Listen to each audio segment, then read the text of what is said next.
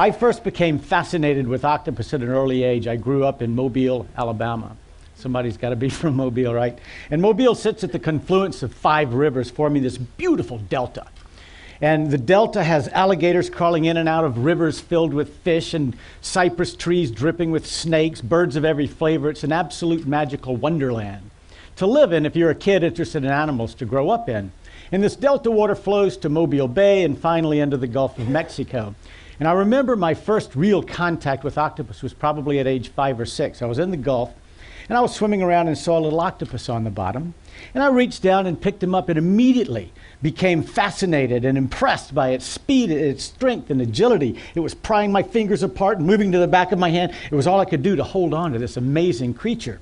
Then it sort of calmed down in the palms of my hands and started flashing colors, just pulsing all of these colors. And as I looked at it, it kind of tucked its arms under it, raised into a spherical shape, and turned chocolate brown with 2 white stripes. I'm going, my gosh, I'd never seen anything like this in my life. So I marveled for a moment and then decided it was time to release him, so I put him down. The octopus left my hands and then did the damnedest thing. It landed on the bottom in the rubble and vanished right before my eyes. And I knew right then at age 6, that is an animal that I want to learn more about. So I did.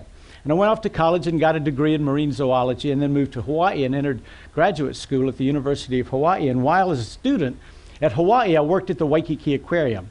And the aquarium had a lot of big fish tanks, but not a lot of invertebrate displays.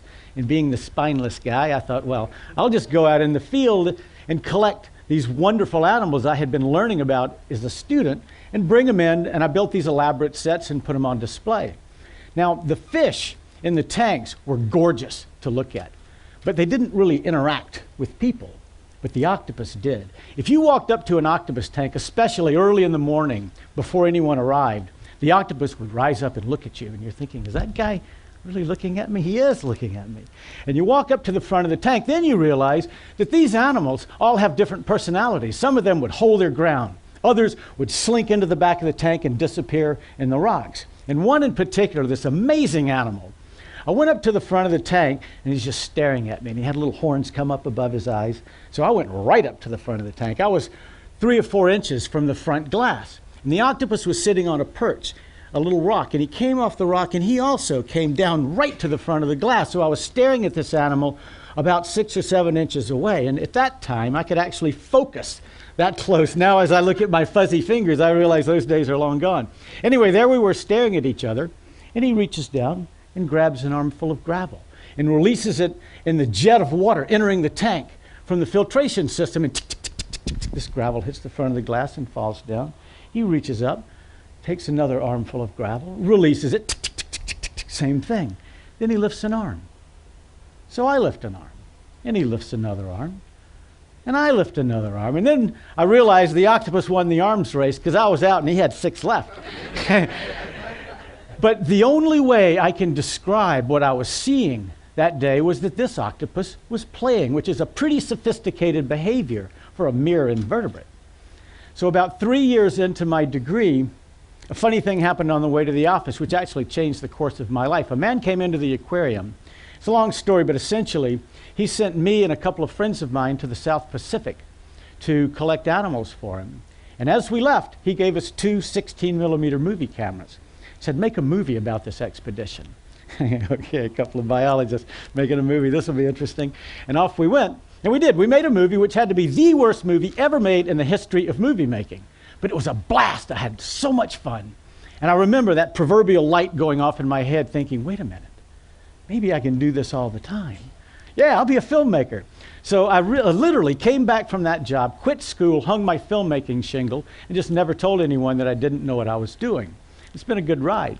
And what I learned in school, though, was really beneficial. If you're a wildlife filmmaker and you're going out into the field to film animals, especially behavior, it helps to have a fundamental background on who these animals are, how they work, and a bit about their behaviors.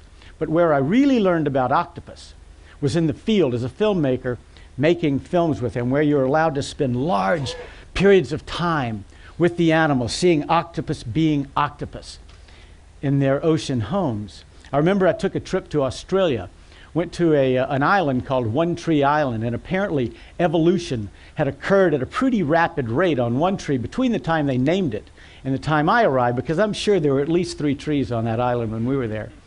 Anyway, One Tree is situated right next to a beautiful coral reef. In fact, there's a surge channel where the tide is moving back and forth twice a day pretty rapidly, and it's a beautiful reef, very complex reef with lots of animals, including a lot of octopus. And not uniquely, but certainly the octopus in Australia are masters at camouflage. As a matter of fact, there's one right there. So our first challenge was to find these things, and that was a challenge indeed. But the idea is we were there for a month. And I wanted to acclimate the animals to us so that we could see behaviors without disturbing them. So the first week was pretty much spent just getting as close as we could. Every day, a little closer, a little closer, a little closer. And you knew what the limit was. They would start getting twitchy. You back up, come back in a few hours. And after the first week, they ignored us. It was like, I don't know what that thing is, but he's no threat to me. So they went on about their business. And from a foot away, we're watching mating and courting and fighting. And it was just an unbelievable experience. And one of the most fantastic displays that I remember, or at least visually, was a foraging behavior. And they had a lot of different techniques that they would use for foraging, but this particular one used vision. And they would see a coral head maybe 10 feet away and start moving over toward that coral head. And I don't know whether they actually saw a crab in it or imagined that one might be, but whatever the case, they would leap off the bottom and go through the water and land right on top of this coral head, and then the web between the arms would completely engulf the coral head, and they would fish out shrimp or crabs. And as soon as the crabs touched the arm, it was lights out. And I always wondered what happened under that web. So we created a way to find out. And I got my first look at that famous beak in action. It was fantastic. If you're going to make a lot of films about a particular group of animals, you might as well pick one that's fairly common. And octopus are. They live in all the oceans. They also live deep. And I can't say octopus are responsible for my really strong interest in getting in subs and going deep. But whatever the case, I like that. It's like nothing you've ever done. If you ever really want to get away from it all and see something that you have never seen and have an excellent chance of seeing something no one has ever seen, get in a sub. You climb in, seal the hatch, turn on a little oxygen, turn on the scrubber which removes the CO2 in the air you breathe, and they chuck you overboard. Down you go. There's no connection to the surface apart from a pretty funky radio. And as you go down, the washing machine at the surface calms down, and it gets quiet, and it starts getting really nice. And as you go deeper, that lovely blue water you were launched in gives way to darker and darker blue. And finally, it's a rich lavender, and after a couple of thousand feet, it's ink black. And now you've entered the realm of the midwater community. You could give an entire talk about the creatures that live in the midwater. Suffice to say, though, as far as I'm concerned, without question, the most bizarre designs and outrageous behaviors are in the animals that live in the midwater community. But we're just going to zip right past this area that includes about 95% of the living space on our planet, and go to the mid-ocean ridge, which I think is even more extraordinary. The mid-ocean ridge is a huge mountain range, 40,000 miles long, snaking around the entire globe. And they're big mountains, thousands of feet tall, some of which are tens of thousands of feet, and bust through the surface, creating islands like Hawaii. And the top of this mountain range is splitting apart, creating a rift valley. And when you dive into that rift valley, that's where the action is, because literally thousands of active volcanoes are going off at any point in time all along this 40,000 mile range. And as these tectonic plates are spreading apart, magma, lava is coming up and filling those gaps, and you're looking at land, new land being created right before your eyes. And over the tops of them is 3,000 to 4,000 meters of water, creating enormous pressure, forcing water down through the cracks toward the center of the earth until it hits a magma chamber, where it becomes superheated and supersaturated with minerals, reverses its flow and starts shooting back to the surface, and is ejected out of the earth like a geyser at Yellowstone. In fact, this whole area is like a Yellowstone National Park with all of the trimmings. And this vent fluid is about 600 or 700 degrees Fahrenheit. The surrounding water is just a couple of degrees above freezing, so it immediately cools, and it can no longer hold in suspension all of the material that it's dissolved, and it precipitates out, forming black smoke. And it forms these towers, these chimneys that are 10, 20, 30 feet tall. And all along the sides of these chimneys is shimmering with heat and loaded with life. You've got black smokers going all over the place in chimneys that have tube worms that might be 8 to 10 feet long. And out of the tops of these tube worms are these beautiful red plumes. And living amongst the tangle of tube worms is an entire community of animals: shrimp, fish, lobsters, crab, clams, and swarms of amphipods that are playing that dangerous game between over here scalding hot and freezing cold. And this whole ecosystem wasn't even known about until 33 years ago. And it completely threw science on its head. It made scientists rethink where life on Earth might have actually begun. And before the discovery of these vents, all life on Earth, the key to life on Earth, was believed to be the sun and photosynthesis. But down there is no sun. There is no photosynthesis. It's chemosynthetic environment down there driving it, and it's also ephemeral.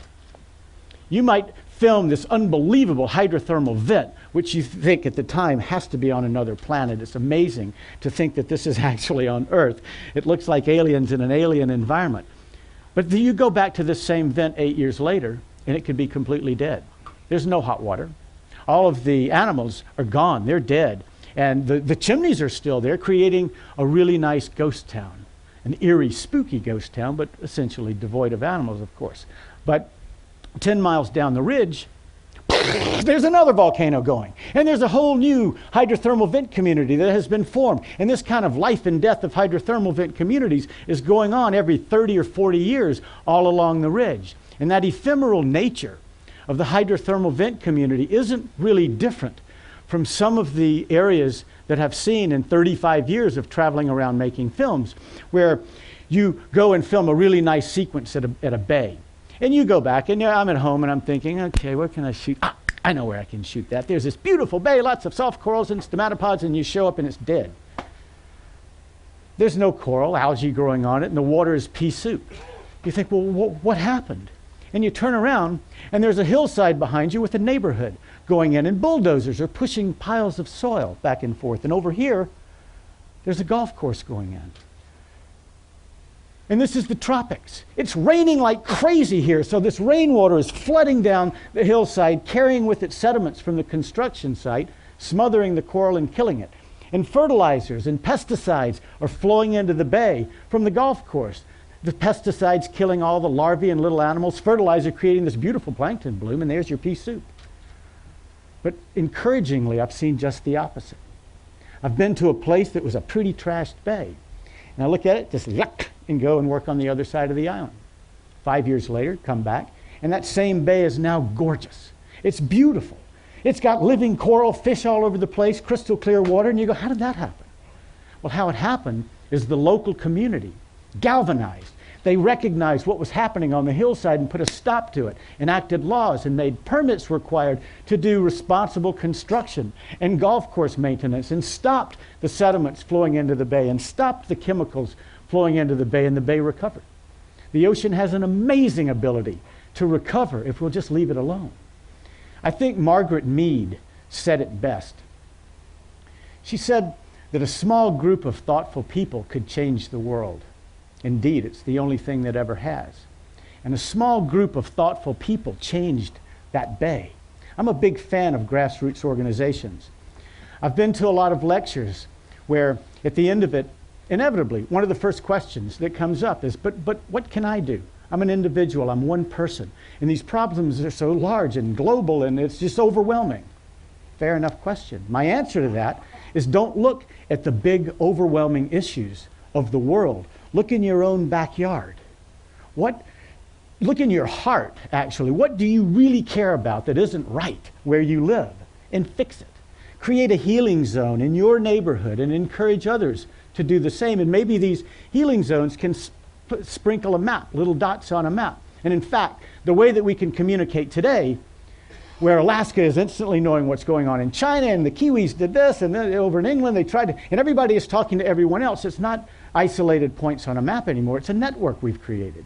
And maybe these healing zones can start growing and possibly even overlap, and good things can happen. So that's how I answer that question. Look in your own backyard. In fact, look in the mirror. What can you do that is more responsible than what you're doing now? And do that, and spread the word. The vent community animals can't really do much about the life and death that's going on where they live.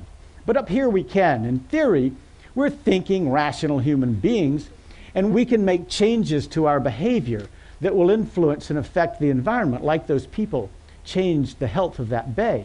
Now, Sylvia's TED Prize wish was to beseech us to do anything we could, everything we could, to set aside not pinpricks, but significant expanses of the ocean for preservation.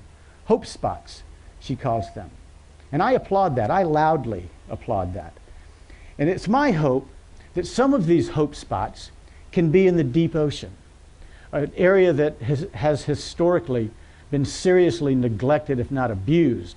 The term deep six comes to mind. If it's too big or too toxic for a landfill, deep six it. So I hope that we can also keep some of these hope spots in the deep sea. Now, I don't get a wish, but I certainly can say that I will do anything I can to support Sylvia Earle's wish, and that I do. Thank you very much.